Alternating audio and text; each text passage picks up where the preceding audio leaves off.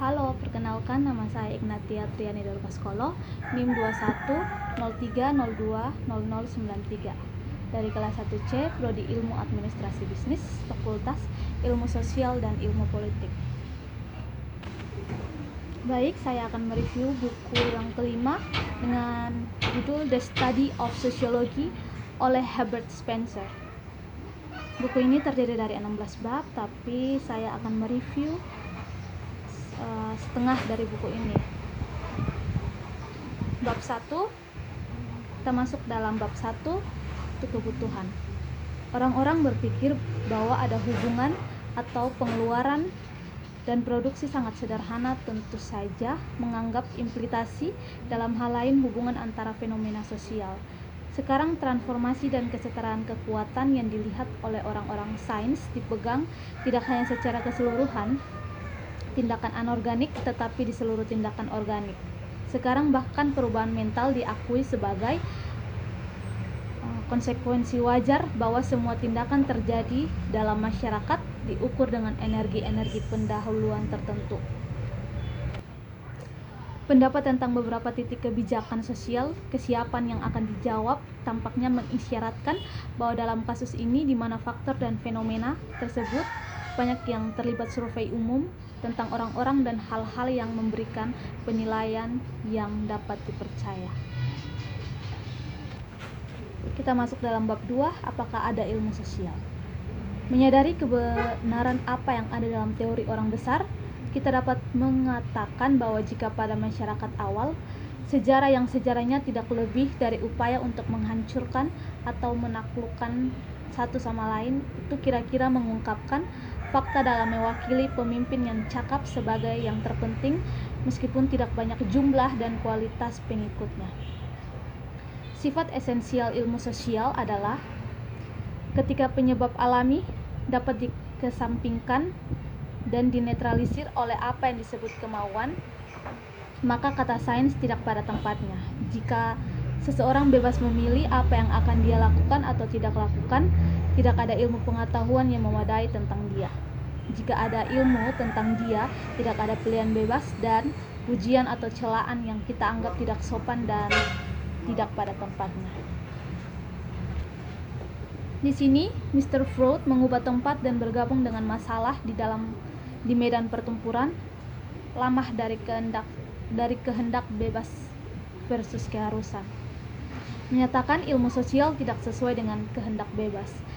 Kutipan pertama menyiratkan bukan hanya kemauan individu yang tidak terhitung bahwa tidak ada ilmu pengetahuan yang memadai tentang manusia dalam kurun tidak ada ilmu psikologi, tetapi ia juga menegaskan dengan implikasi tidak ada hubungan sebab akibat di antara keadaan pikirannya.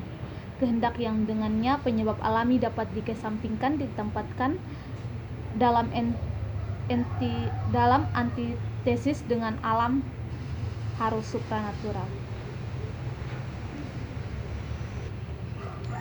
Penulis kanon menyangkal kemungkinan ilmu sosial atau yang bagaimanapun mengakuinya hanya sebagai ilmu yang memiliki hubungan fenomena yang dilalui oleh pengaruh takdir sehingga tidak termasuk dalam definisi ilmu yang tepat. Kita masuk dalam bab yang ketiga, sifat ilmu sosial. Setiap kombinasi elemen, setiap rekomendasi senyawa memiliki bentuk kristalisasi, meskipun kristalisasi berbeda dalam ukurannya dan dapat diubah dengan potongan sudut dan aspek serta dengan penggabungan parsial satu sama lain, namun jenis struktur seperti yang ditunjukkan oleh belahan konstan adalah jenis molekul tertentu memiliki bentuk tertentu di mana mereka menetap dan berkumpul. Interpretasi yang diakui adalah bahwa bentuk-bentuk yang berbeda ini adalah bentuk yang diasumsikan oleh molekul yang dibuat berbeda dalam strukturnya oleh perubahan altropik dan isomer. Di antara kelompok-kelompok sosial seperti makhluk yang lebih rendah, kurang lebih pasti kebenarannya berlaku. Apakah mereka hidup dalam kumpulan belaka atau apakah mereka hidup dalam sesuatu yang terorganisir dengan pembagian kerja di antara para anggotanya, seperti yang terjadi dalam banyak kasus. Tidak diragukan lagi, ditentukan oleh sifat-sifat unit. Komunitas yang mereka bentuk pasti akan menghadirkan ciri-ciri tertentu, dan tidak ada komunitas yang memiliki sifat-sifat seperti itu yang dapat terbentuk dari individu-individu yang memiliki struktur dan naluri lain. Untuk membuat paralel lebih baik dan jauh untuk menjelaskan sifat ilmu sosial, kita harus mengatakan bahwa morfologi dan fisiologis masyarakat, alih-alih sesuai dengan morfologi dan fisiologi, lebih sesuai dengan morfologi dan fisiologi secara umum. Jadi sosiologi harus mengenal kebenaran-kebenaran perkembangan, struktur dan fungsi sosial yang ada yang bersifat universal, umum dan khusus. Bab 4. Kesulitan ilmu sosial. Fenomena-fenomena yang akan digeneralisasikan bukanlah jenis yang dapat diamati secara langsung atau tidak dapat dicatat oleh teleskop dan jam, seperti yang dialami oleh astronomi, tidak dapat diukur dengan dinamometer dan termometer seperti fisika, tidak dapat dijelaskan dengan timbangan dan kertas ujian seperti kimia, tidak dapat dicapai dengan pisau bedah dan mikroskop seperti fenomena biologis yang kurang jelas, juga tidak dikenali dengan introspeksi seperti fenomena yang dihadapi psikologi. Mereka harus dibangun dengan menggabungkan banyak detail yang tidak sederhana dan tersebar baik dalam ruang dan waktu, dengan cara yang membuat mereka sulit diakses.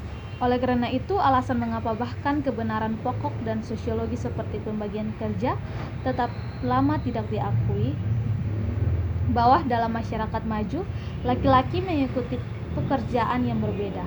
Memang generalisasi yang mudah dibuat, tetapi bahwa bentuk pengaturan sosial ini tidak secara khusus diciptakan atau ditetapkan oleh seorang pemimpin, tetapi tumbuh tanpa pemikiran sebelumnya dari siapapun, adalah kesimpulan yang dapat dicapai hanya setelah banyak transaksi dari berbagai jenis antara manusia telah dicatat, diingat dan diperhitungkan, dan hanya setelah perbandingan dibuat antara transaksi-transaksi ini dan yang terjadi antara orang-orang dalam masyarakat yang lebih sederhana dari masa-masa sebelumnya.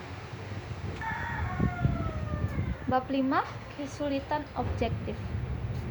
Bersama dengan tahun-tahun terakhir untuk mengubah sejarah primitif menjadi mitos, dan bersama dengan banyak yang telah dilakukan untuk mengubah pemikiran orang yang hidup di masa lalu, banyak yang telah dikatakan tentang tidak dapat dipercayanya bukti sejarah. Oleh karena itu, ada penerimaan siap pernyataan bahwa salah satu hambatan untuk generalisasi sosiologi dan ketidakpastian data. Sebagian saksi dari fenomena sosial manusia yang terkesan oleh fakta-fakta yang sebelumnya tidak mengesankan mereka menjadi penyimpang bukti. Hal-hal yang tiba-tiba mereka kenali, mereka salah mengira hal-hal yang tiba-tiba muncul, dan dengan demikian dituntun untuk menganggap dan kemungkinan besar merupakan kejahatan atau kebaikan yang berkurang. Karena kesaksian yang sampai kepada kita sehubungan dengan keadaan sosial, masa lalu, politik, agama, peradilan, fisik, moral, dan menghormati tindakan sebab-sebab tertentu pada keadaan sosial itu dapat menyebabkan penyimpangan tidak hanya sebesar tetapi lebih besar karena penghargaan terhadap kebenaran kurang dan ada lebih banyak kesiapan untuk menerima pernyataan yang tidak terbukti. Bukti sosiologi sebagian besar dirusak oleh ilusi yang ditimbulkan. Biasanya, hubungan pengamat dan fakta adalah seperti membuat terlihat khusus dan luar biasa dan sensasional dan meninggalkan tempat umum dan tidak menarik yang membentuk tubuh besar fakta. Dan ini yang merupakan penyebab-penyebab yang tidak lebih khusus disebutkan di atas yang bersekongkol untuk membuat media yang melaluinya fakta-fakta terlihat transparan dalam beberapa hal dan buram dalam hal yang lain. Kita masuk dalam bab yang keenam, kesulitan subjektif intelektual. Kenali kebenaran yang menggabungkan masa McGraw dan dapatkan karakter struktural mereka melalui modifikasi dan tidak termasuk kesalahan antitesis ini bahwa kemanusiaan sudah siap dapat diubah dan bersama dengan pengecualian kesalahan ini dapat menarik kesimpulan bahwa perubahan telah membawa pengaturan sosial menjadi bentuk yang sangat berbeda dari bentuk masa lalu. Di masa depan akan membawa bentuk yang berbeda dari yang ada sekarang setelah menjadi terbiasa dengan pemikiran yang terus-menerus terbentang dan setiap bagian dan ide-ide yang menyesatkan ini akan menghilangkan berubah itu memberi asal dalam perjalanan waktu. Kecerdasan diperlukan untuk membuat sesuatu yang baru yang ditemukan di mana-mana untuk menemukan akurasi persepsi dan keindahan eksekusi yang tampaknya tidak ada mesin yang rumit yang dapat diubah. Ketepatan mesin telah mengembangkan paripasi dengan ketepatan persepsi dan pengrajin. Mesin memerlukan beberapa penyesuaian halus sehingga ada tersirat dalam hal ini pencapaian mekanis tidak hanya negara industri yang dihasilkan secara lambat dengan produk dan proses yang tak terhitung banyaknya, tetapi juga moral yang dibentuk secara perlahan, sifat intelektual dan master dan pekerja. Kita masuk dalam bab yang terakhir, bab 7, kesulitan emosional. Meskipun ada beberapa pengakuan atas fakta penilaian pria atas pernyataan sosial terdistorsi oleh emosi mereka, pengakuan itu sangat tidak memadai. Politik gairah, kebencian, kelas, dan perasaan intensitas besar adalah satu-satunya yang diakui untuk menjadi besar. Tidak ada seorang pun bahkan jika mencoba berhasil dalam mencegah lambat tumbuhnya simpati atau antipati terhadap lembaga tertentu, adat istiadat, gagasan, dan jika ada, dia melihat dirinya sendiri, dia akan merasakan bahwa setiap pernyataan baru akan datang di hadapannya, dipertimbangkan dalam kaitannya dengan banyak keyakinan yang telah terjadi secara bertahap, dibentuk menjadi kesepakatan dengan simpati dan antipatinya. Keegoisan agresif dari sifat predator tanpa perasaan ini menginduksi kepatuhan untuk mengendalikan kekuatan, larut dan menghilang meninggalkan dunia untuk menjadi orang-orang yang membutuhkan keseimbangan emosi. Dan itu terwujud bahkan masyarakat yang tidak beradab jika sentimen subordinasi menjadi lemah tanpa pengendalian diri, memperoleh kekuatan secara proporsional, timbul bahaya sosial pembubaran. Oleh karena itu, seperti dikatakan di atas, konsepsi fenomena sosiologis atau setidaknya dari nada-nada yang berkaitan dengan struktur dan tindakan pemerintah yang diketahui dan untuk berender lebih atau kurang benar oleh gangguan emosi. Demikian review saya dari buku The Study of Sociology oleh Herbert Spencer. Saya ucapkan terima kasih.